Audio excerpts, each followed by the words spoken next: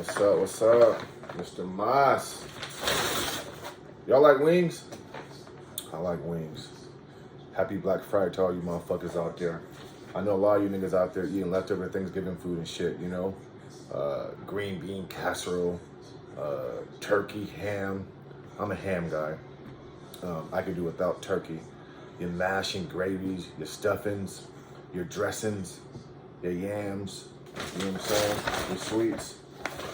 But tonight, your boy Mr. Mas, we doing wings tonight, man. We doing wings tonight. Wingstop. Wingstop. You see it? That's that Cajun rub, motherfuckers. I ain't done yet. I usually make my own wings, but tonight, a nigga a little lazy, so move some of the shit out the way. I've been a little lazy, so I said, fuck it, I'm gonna treat myself tonight. Oh, you know what those is. Lemon pepper. That's that lemon pepper. Damn, Mas. More? Mas means more in Spanish. And I got Mas wings. Look. Oh, no, you didn't do it. The Cajun rub, nigga? The Cajun rub? You feel me? So where I'm at here on the West Coast, you know, ranch. Gotta have the fucking ranch. More ranch. Let me see. I got one more bag over here. Let me see. Okay. They give me 2 fries. They give your boy 2 fries.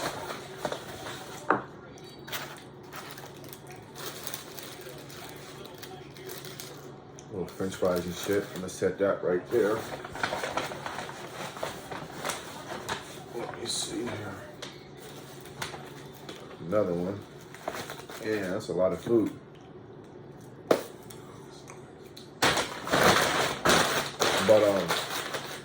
But yeah, man, I want to take some time out and just, you know, just get my thoughts on this season so far on the NBA. You know, a lot of times, you know, we talk this NBA shit, but I haven't really got a chance to talk about the league like in a full capacity. You know, all the teams, where I think teams are at, what I think teams need, who's been a surprise, who's been a disappointment. Man, this Cajun shit look fire though. Y'all see that? Look at that shit. It's that Cajun shit, you feel me? Oh, you want lemon pepper? Look at that one. Lemon pepper. And then, check this out. That's that Louisiana. I'm gonna fuck this shit up.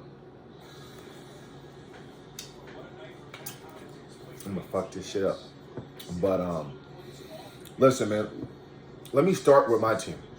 The Houston Rockets, right? I'm a diehard Rockets fan.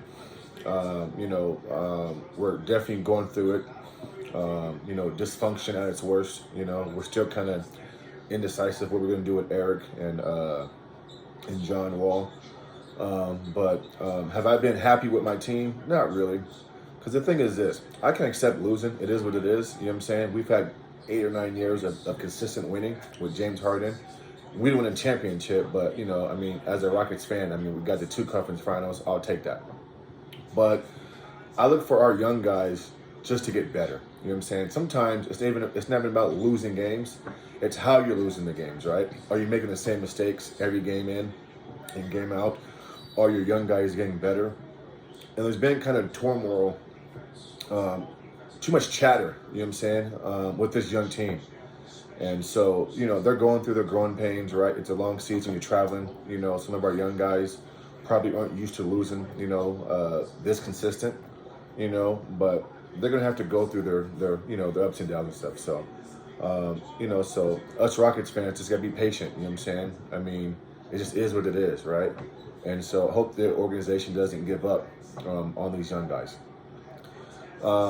But when I look at the Western Conference as a whole, you know you know, and what team stands out. You know, I mean, I think the Warriors are getting a lot of praise, rightfully so. They've had an easy schedule. You know what I'm saying?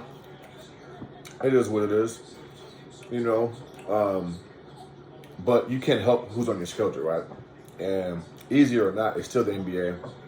You got to put that ball in that basket, and your job is to stop the other team from just doing that, putting the ball in your basket. And they've been pretty good about that this year so far, even with their easy schedule. But man, the Phoenix Suns to me are going unnoticed, not talked about. You know, they quietly won 13 games in a row. They beat the Knicks today on the road. They led from start to finish. Devin Booker had a great game today. DeAndre Ayton is back. And defensively, they look good, man. I think Chris Paul is the best leader in basketball, period, okay? Best leader in basketball, best floor general, best pure point guard, however you want to, you know, sum it up. He's that guy, you know. And I like what they're doing, you know. They're a good team. They're a good all-around team, you know what I'm saying? So I expect them to be there at the end when it's all said and done, contending for a Western Conference, you know, championship like they did last year. I do think if the Clippers come back with a fully healthy squad, I'm predicting that's going to be the Clippers and Suns. And then for me, it's just a toss-up. You know what I'm saying? Even if Kawhi comes back healthy, I still think it's a toss-up. If I had to put my money on it, I would lean towards the Clippers because I think Kawhi Leonard will be the best player in that series. But sometimes the best player doesn't always beat the better team. Or if he's not getting help from his role players or his quote-unquote Batman, Paul George, or even Reggie Jackson, and the Suns play good basketball, they can win that series in 6 or 7. But if you had to, like, put a gun to my head and say who you're taking, I would take the Clippers because Kawhi Leonard, and he's the best player in that series. And it's not even fucking close. And I'm not even a Clippers fan saying that. The Lakers, disappointing. You know what I'm saying? Not playing winning basketball. They're pretty much mediocre. What are they, 10-10? You got motherfuckers out here celebrating being the Pacers and shit, acting like it was game 7 of the finals and shit. You know what I'm saying? LeBron James out there doing all this shit, and you know what I'm saying? I mean, it's the Pacers. Stop it. Not impressed. But other than that, though, I'm going to be honest, though, man. I honestly feel like the Suns or the Clippers are the only two teams out west who can arguably represent the West. I'm not buying into Golden State. I'm sorry. I'm going to tell you why. Postseason basketball, teams are going to take away your plan A.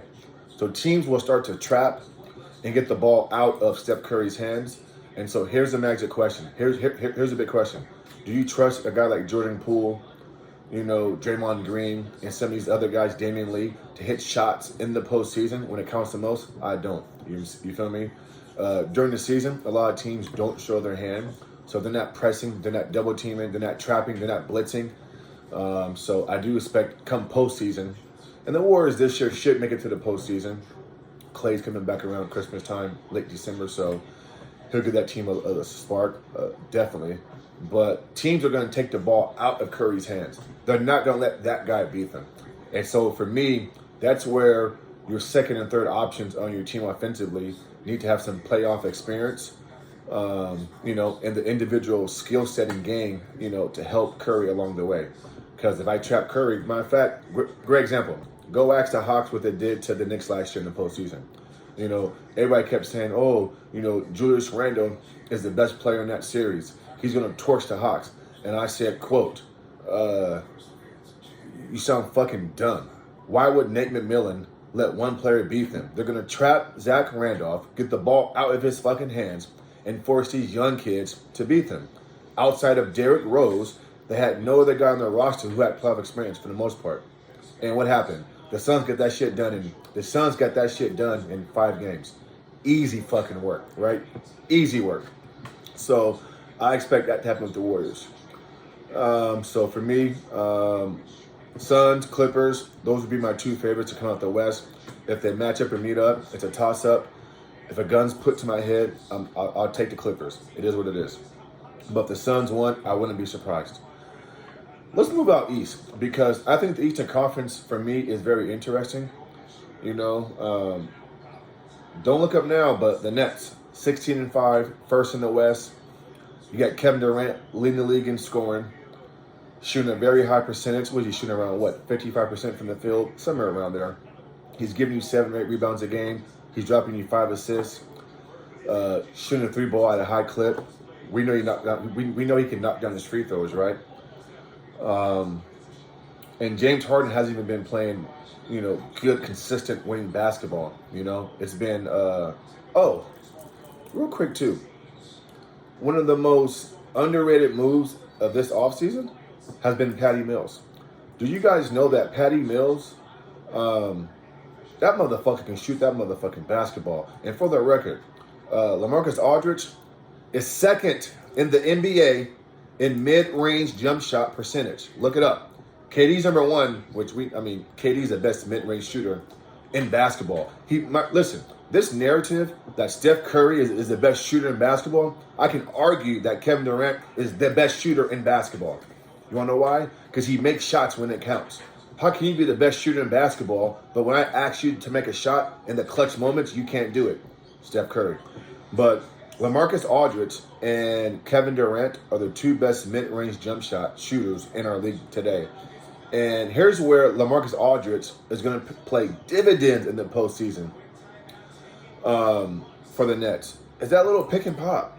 James Harden runs that pick and roll, or KD runs that pick and roll with LaMarcus, and teams have to either make a decision, right? They force you to make a decision and fucking either trap Kevin and leave LaMarcus open, or if you don't fucking leave LaMarcus open, you got KD or James playing one-on-one. And we know what those 2 guys can do with the basketball in their hands one-on-one. More so Kevin Durant than James Harden. And we haven't even touched on fucking, Kyrie Irving possibly coming back. So the Nets are 16-5, first in the Eastern Conference, quietly. But I got to be honest, though. I think in a 7-game series, I think Milwaukee and I think Miami Heat are the 2 teams. Let me rephrase this. I think that out east, I think the Nets are the favorite, in my opinion. But if there's another team that can contend and represent the Eastern Conference, it comes down to 2 teams outside of the Brooklyn Nets for me. The Miami Heat and the Milwaukee Bucks. But even this year, the Milwaukee Bucks, to me, seem like they're just missing something. Maybe they've been hurt to start the season off with. They haven't really got that team, fucking structure yet, or that team rhythm. Drew's been out. Chris has been out. Middleton. They lost PJ Tucker. They signed Grayson Allen from the Memphis Grizzlies. He's another knockdown shooter. That's a big pickup for that team. But we haven't seen the same Bucks team that we saw last year. And I assume that they're going to turn shit around.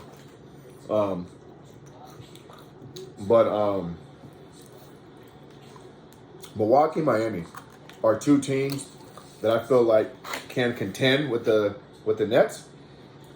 But, of course, everything depends on health and shit like that. Ranch. Some good ranch, too. But yeah, man, so disappointing teams. You know what's funny? Somebody said, are you disappointed in the Lakers? No. Because when you sign a guy like Russell Westbrook, LeBron's getting older. You got 2 guys who need the ball in their hands to create, facilitate, do whatever they're going to do. They're both not elite perimeter shooters. Even LeBron shoots the ball better than what he used to. I knew Frank Vogel would have to make a decision on who to keep on the floor, because you can't play them both at once. That's not winning basketball, especially in the 4th quarter. You can't ask LeBron James to go out there dribbling and doing all this shit, and then you're asking Russell to be in the corner to be a spot-up shooter, and vice versa. You can't expect Russell to play, make, facilitate, and ask LeBron to be in the corner, because they don't play well off the basketball. Anybody with basketball acumen should know this. So, are they disappointing? No, not really, because I kind of expected this. And if you're a Lakers fan, they haven't even got to the meat and potatoes of their season yet. They've actually had a pretty easy schedule to start the season off with, right? A lot of home games, a lot of, bad teams, below 500 teams, and you look up and they're 10-10. So, I mean, whatever. Another disappointing team, the Hawks. What are they, 10-9? I mean, they won 6 straight games. I'm not sure if they won tonight. I think they're playing Memphis right now. I'll check the score in a little bit. I'm watching this Denver and Milwaukee game. Bucks up 12, 90-78, fourth quarter. But the Hawks have been disappointing. The Knicks have been disappointing. What are they, 500 now? 10-10, 11-10. Who else? I think that's it. Any teams that surprise me, that's good? No, because the teams that are good, I expect to be good, like Phoenix, Brooklyn. The Clippers are cool. They're cool. You know, they started out 1-5, but then they turned things around, and now they're above 500 by 3 or 4 games.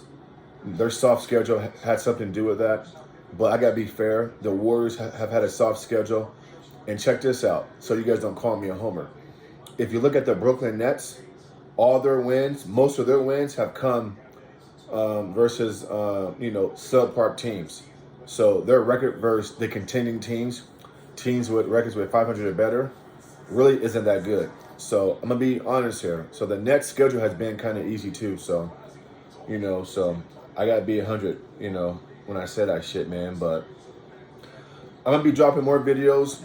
I'm going to be, probably doing some cooking shit, probably eating on videos, just talking hoop, man. Just chopping this shit up. So I'll have some NBA conversations. I'll have some food videos, just trying something different. But you guys hit the like button, subscribe, drop a comment, tell me what y'all think. Give me your thoughts on what I just said. If I had to make a MVP prediction right now, my top 3 guys would be Chris Paul, Kevin Durant, and Steph Curry. And I say Chris Paul for a reason, because his name doesn't get talked about enough. You know what I'm saying? These casual fans are so fucking stat oriented. They look at stats, right? And sometimes stats don't tell the full fucking story. So Chris's impact and the way he runs that Suns team is fucking amazing. I mean, you don't win 13 games without an elite floor general, an elite playmaker, and a point guard who makes decisive decisions on the fly and plays winning basketball, especially in the fourth quarter. So I got to put Chris's name in this conversation, because it should have been in the conversation last year for MVP, right? But you know how this fucking biased-ass media is, right? They try to give Steph Curry the fucking award when his fucking ass got his ass handed to him by John Morant in the playing game. How the fuck are you MVP and you going fucking life or death to get into the fucking playing game? Stop this nonsense. What the fuck is we talking about, man? Don't get me going on this shit. So, I'm going to eat my food. Not all of it. I'm going to eat some of it. Because there's 30 wings right here. I'm not that fucking greedy. So I'll eat some tonight, and I'll eat some for lunch tomorrow, probably. But yeah, so we'll talk some more. Let me know what y'all think.